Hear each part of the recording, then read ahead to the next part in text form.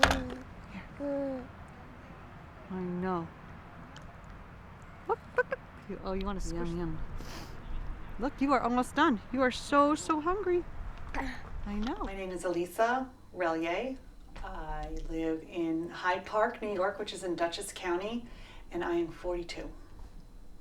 When I was born without the ability to smile, to have a lot of facial expression, a very blank look. A lot of people really didn't understand what it was or what I had. It was, I guess from a sad perspective, most mothers would get excited when their child would smile or, just light up. And my mother didn't have that because I had a very blank look on my face. When I was 16, I distinctly remember I had had a really bad day at school, which was typical for me. And I think my mother finally said, well, maybe we can go see a doctor. You're squirmy wormy. You're a squirmy wormy. Come here. Hey, you. Hey, you. When I believe I had just turned 17, I had the surgery of taking my temporalis muscle. They inverted it and they went in and connected it to what we call my chewing muscles. And that was done at Winthrop University Hospital on Long Island by Dr. Leonard Rubin.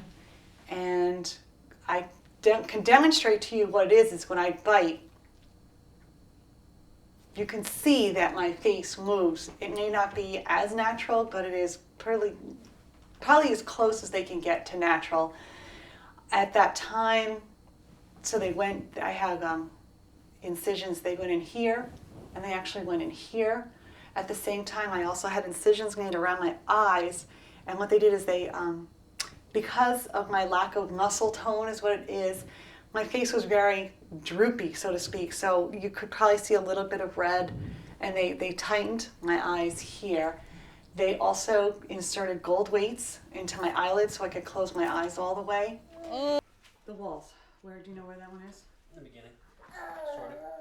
When Tim and I met, we obviously the subject of children came up, and I was surprised that the fact that I had Moebius or congenital facial paralysis didn't scare him.